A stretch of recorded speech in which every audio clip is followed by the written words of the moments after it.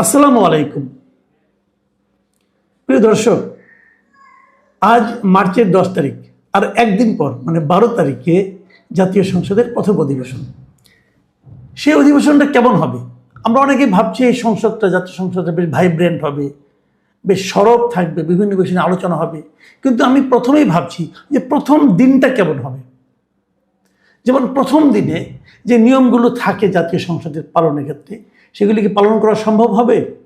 যেমন ধরা যাক, জাতীয় সংসদের একটা নিয়ম হলো, নতুন যখন একটা সরকার আসে, সেই সরকার প্রথম যেদিন সংসদে বসেন সরকারের এমপিরা, সেদিন সেই সংসদের প্রথম অধিবেশনে সভাপতিত্ব করেন পূর্ববর্তী সংসদের যিনি স্পিকার ছিলেন তিনি।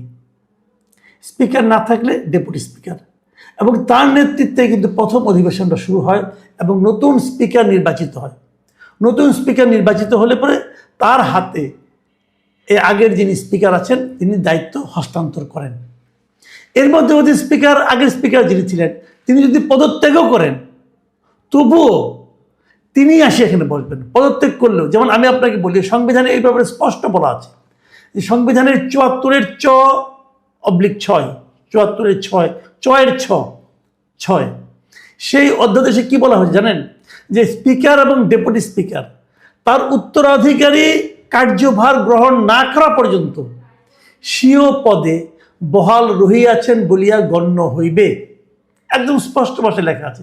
এবং ওখানে এটাও বলা হয়েছে যে এই 74-এর 2-এর ধারায় আছে কিন্তু স্পিকার কিভাবে পদত্যাগ করতে পারে, ডেপুটি স্পিকার কিভাবে পদত্যাগ করতে পারে, ডিটেল বর্ণনা আছে। যদি পদত্যাগ উনি করেও ফেলেন, তারপরেও এটাই প্রযোজ্য যে পরবর্তী স্পিকার অথবা ডেপুটি স্পিকার দায়িত্ব না নেওয়া পর্যন্ত আগের স্পিকার, আগের ডেপুটি স্পিকার নিজ নিজ পদে আছেন, এটা ধরে নিতে হবে। তাহলে প্রথম অধিবেশনের সভাপতিত্ব কে করবে? স্পিকার করবে। কোথায় স্পিকার? আমাদের আগের সংসদের স্পিকার ছিলেন কে? উনি কোথায় এখন? ভদ্রমহিলা কোথায়? নামটা নাই বললাম। উনি কোথায় বলেন? ওনার অনুসন্ধান কেউ করেছেন? বলা হচ্ছে উনি গুম হয়েছেন। আমরা কিন্তু দেখেছিলাম যে 24 আগস্ট বিপ্লবের পর, আগস্ট যে অভ্যুত্থানের পর সেনা বাহিনীর পক্ষ থেকে একটা তালিকা প্রকাশ করা হয়েছিল যে কারা কারা সেনানিবাসে আশ্রয় নিয়েছেন, এবং সেই তালিকার শীর্ষে ছিলেন আমাদের বর্তমানে যিনি স্পিকার ছিলেন ওই সময়, সেই ভদ্রমহিলার নাম। তারপর উনি কোথায় গেলেন? তারপর ওনার কোনো খবর আমরা কিন্তু পাইনি। প্রশ্ন উঠতে পারে না, উনি কোথায় গেলেন? উনি তো আর্মির কাছে ছিলেন। আর্মি থেকে বের করে দিয়েছেন। কেন দিলেন? কবে দিলেন? কিভাবে দিলেন? তারপর বের করে দেওয়ার পর উনি কোথায় গেলেন? উনি কি হেঁটে হেঁটে সীমান্ত পার হয়ে গেছেন? আমরা এই ধরনের কোনো খবর এখনো পাইনি। উনি কি অন্য কোনো দেশে গেছেন? ইমিগ্রেশন আমাদের এই ধরনের কোনো ইনফরমেশন দেয়নি। তাহলে উনি কোথায়? উনি কি গুম হয়ে গেছেন? ওনাকে গুম করে ফেলা হয়েছে? আমি কিন্তু এই প্রশ্নগুলো করছি এখন। তাহলে অন্তর্বর্তীকালীন সরকারকে আগের স্পিকারকে গুম করে ফেলেছে? কোথায় তারা গুম করেছে? গুম কমিশন এটা কেন খুঁজে বের করে না?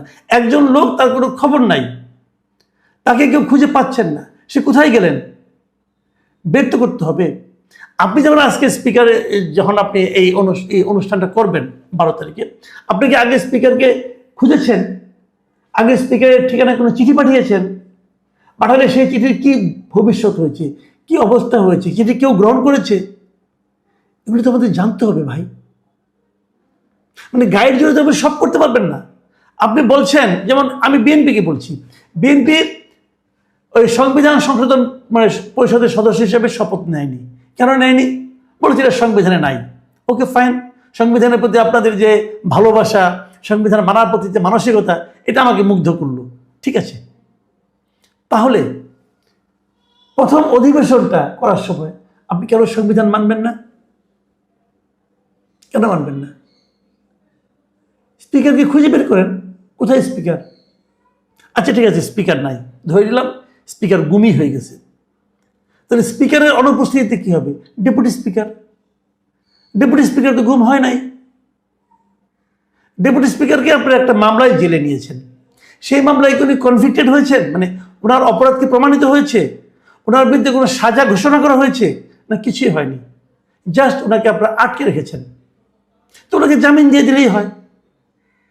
অথবা জামিন দিতে চান না, দিবেন না, তাহলে তো ওনাকে প্যারোলে নিয়ে আসেন সংবিধান এই সংসদ পরিচালনার জন্য সংবিধান অনুযায়ী, সেটা করেন।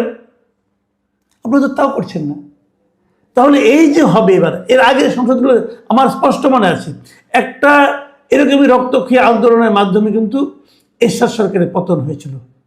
তারপর 91-এ যখন নাকি খালেদা জিয়ার সরকার, খালেদা জিয়ার যে সরকারের বিজয়ী হলেন, তখন খালেদা জিয়ার বিএনপির লোকজন এবং আওয়ামী লীগের লোকজন তারা যখন সংসদে বসলেন, প্রথম অধিবেশনের সভাপতিত্ব কে করেছিল? এরশাদের সংসদের যিনি স্পিকার ছিলেন সেই শামসুল হুদা চৌধুরী। তো শামসুল হুদা চৌধুরী যদি সেবার করতে পারে, তারা তো একটা আন্দোলনের মাধ্যমে গিয়েছিলেন, তখন তো কারো কোনো সমস্যা হয়নি। তো এখন এই মানসিক সমস্যাটা কেন হচ্ছে? এটা কি মানসিক সমস্যা নাকি মানসিক সংকীর্ণতা? আপনারা তো আওয়ামী লীগের রাষ্ট্রপতিকে সহ্য করছেন, তাহলে আওয়ামী লীগের স্পিকারকে সহ্য করতে পারছেন না কেন? একটা সাংবিধানিক ধারাবাহিকতা রাখেন। আমরা জানি না এটা শেষ পর্যন্ত কী পরিণত হবে। আমি অনুরোধ করব, বিএনপির উচিত হবে স্পিকারকে শিরীন শারমিন চৌধুরীকে খুঁজে বের করা এবং ওনাকে রিকোয়েস্ট করা যে আপনি আসেন আমাদের এখানে সভাপতিত্ব করেন। উনি যদি না করেন তখন এক কথা, যে আমি করবো না, করতে চাই না, তখন আপনি বিকল্প হিসেবে ডেপুটি স্পিকারের কাছে যাবেন। যদি উনিও না করেন যে আমি এটা করবো না সভাপতিত্ব, তখন আপনি বলতে পারেন যে আমার সময়ের প্রয়োজনে আমাকে কিছু একটা করতে হচ্ছে, সেটা এক কথা। কিন্তু সেই সময়ের সেরকম প্রয়োজনীয়তা দেখা দেয়নি, এটা কেন করবেন না? এইগুলো একটা বিষয়। দ্বিতীয় আরেকটা বিষয় নিয়ে আলোচনা করি, সেটা হলো প্রথমে অধিবেশনে রাষ্ট্রপতি একটা ভাষণ দেবেন। যিনি আমাদের রাষ্ট্রপতি এই মুহূর্তে আছেন, উনি আওয়ামী লীগ আমলে আওয়ামী লীগের বদান্যতায় নির্বাচিত হয়েছেন। উনাকে ব্যক্তিগতভাবে অনেকে পছন্দ করেন না, নাও করতে পারেন, পছন্দ করেন না, না করেন, কিন্তু উনি তো রাষ্ট্রপতি, আপনাকে কিন্তু পদটাকে অনার করতে হবে।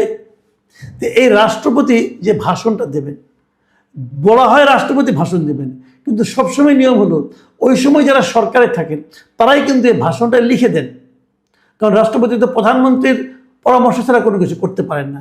কাজে এই ভাষণটা উনি কিন্তু প্রধানমন্ত্রীর পরামর্শই দিবেন। প্রধানমন্ত্রী ওখান থেকে হয়তো লিখে দেওয়া হবে, কেউ লিখে দিবেন, অথবা প্রধানমন্ত্রী দেখে দিবেন, কিছু একটা হবে যে এই ভাষণটা দিবেন। এটা নিয়েও দেখলাম সংসদে যারা বিরোধী দল হচ্ছেন, এই জামাত আর এনসিপির জোট, তাদের মধ্যে যিনি এনসিপির যিনি আহ্বায়ক নাহিদ ইসলাম, উনি আবার বিরোধী দলীয় চিফ হুইপ বটে, উনি বলেছেন যে ওনারা এই রাষ্ট্রপতি ভাষণ দিয়ে কিনে ওনারা চান না, এমনকি ওনারা রাষ্ট্রপতির ইমপিচমেন্টও করতে চান। রাষ্ট্রপতিকে রাখা চলবে না, তাকে গ্রেপ্তার করতে হবে, এটসেট্রা এটসেট্রা। তো ইমপিচমেন্ট আপনি কীভাবে করবেন যদি সংসদ শুরু না হয়? আপনার তো মাত্র 6 জন, আপনাদের 77 জন, তো 77 জন যে জন যাতে ইমপিচমেন্ট করতে পারবেন না। আবার ইমপিচমেন্ট করতে গেলে ঝামেলাটা কোথায়? আপনাকে তো কারণ দেখাতে হবে, আপনাদেরকে কেন ইমপিচ করবেন এবং সে কী কারণে ইমপিচ করা যায় সেটাও কিন্তু সেই সংবিধানে লেখা আছে। সংবিধানে বলে দেওয়া আছে যে কী কী কারণ থাকলে আপনি একজনকে ইমপিচ করতে পারেন। আমাদের সংবিধানের 52(1) অনুচ্ছেদে কি বলা হয়েছে, রাষ্ট্রপতিকে কিভাবে অভিশংসন করা যায়, আমি আপনাদের একটু পড়ে শোনাই। বলা হয়েছে, এই সংবিধান লঙ্ঘন বা গুরুতর অসদাচরণের অভিযোগে রাষ্ট্রপতিকে অভিশংসিত করা যাইতে পারিবে। ইহার জন্য সংসদের মোট সদস্যের সংখ্যাগরিষ্ঠ অংশের স্বাক্ষরে অনুরূপ অভিযোগের বিবরণ লিপিবদ্ধ করিয়া একটি প্রস্তাবের নোটিশ স্পিকারের নিকট প্রদান করিতে হইবে। স্পিকারের নিকট অনুরূপ নোটিশ প্রদানের দিন হইতে 14 দিনের পূর্বে বা 30 দিনের পর এই প্রস্তাব আলোচিত হইতে পারিবে না, এবং সংসদ অধিবেশনরত না থাকিলে স্পিকার অবিলম্বে সংসদ আহ্বান করিবেন। এর অর্থ হচ্ছে যে গুরুতর অসদাচরণের অভিযোগ আনতে হবে। আপনি কি অভিযোগ আনবেন তার বিরুদ্ধে? গুরুতর অসদাচরণটা কি করেছেন উনি, অথবা সংবিধান লঙ্ঘন যদি উনি করে থাকেন তাও বলতে পারেন। হ্যাঁ, সংবিধান লঙ্ঘন তো উনি একবারই করেছেন, এই অন্তর্বর্তীকালীন সরকারকে নিয়োগ দিয়ে। এরপর উনি যা যা করেছেন সব তো অন্তর্বর্তীকালীন সরকারের পরামর্শে করেছেন। উনি যে 133টা অধ্যাদেশ জারি করেছেন সেটা তো এই সরকারের রিকোয়েস্টে করেছেন, পরামর্শে করেছেন। তাহলে ওনাকে বিরুদ্ধে কী অভিযোগ আনবেন আপনি? এই যে বিষয়গুলো আছে না, এগুলোর সমাধান না করে কেবল গাইড জোরে বললে তো হবে না। আপনারা যখন দায়িত্বে ছিলেন, আপনারা যখন উপদেষ্টা ছিলেন, তখন আপনারা যা ইচ্ছা তাই করেছেন, সংবিধান লঙ্ঘন করেছেন বারবার। সংবিধানে লেখা আছে যে বঙ্গবন্ধু জাতির পিতা। এই নাহিদ ইসলাম বলেছে আমি বঙ্গবন্ধুকে জাতির পিতা মানি না। উনি সংবিধান সংরক্ষণের শপথ নিয়েছেন, উপদেষ্টা হয়েছেন, উপদেষ্টা হয়ে উনি বলেছেন আমি বঙ্গবন্ধুজিকে জাতির পিতা মানি না। ওনার বিরুদ্ধে সংবিধান লঙ্ঘনের মামলা হওয়া উচিত। তখন তো এটা বলতে পারেন না। আপনি সংবিধান চেঞ্জ করেন, অসুবিধা নেই কোনো।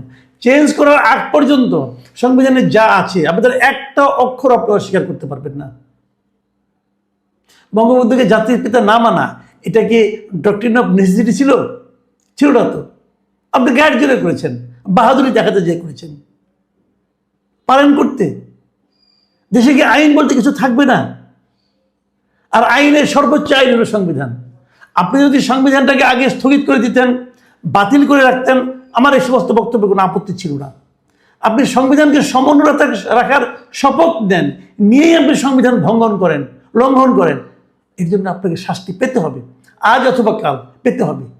দিন গুনতে থাকেন, এটাই দুনিয়ার নিয়ম। আমি এই সরকারকে বলবো, যা কিছুই করেন সংবিধান মেনে করেন, সংবিধান মেনে সংবিধানকে সংশোধন করেন, কোনো সমস্যা নাই। আপনি যে সুবিধা মতো আপনারা করেন, তাও কোনো আপত্তি নাই। কিন্তু যতক্ষণ সংশোধন না করবেন ততক্ষণ পর্যন্ত মানবেন, এটাই চলতে। আপনি যদি না মানেন, আপনি যদি আপনাদের ইচ্ছা মতো করেন, ইচ্ছা মতো রাখেন, ইচ্ছা মতো ফেলেন, তাহলে একসময় সাধারণ মানুষই কিন্তু বলবে আমরা এই আইনটা মানি, এই আইনটা মানি না, আমাদের ভালো লাগে না, কাজে মানি না।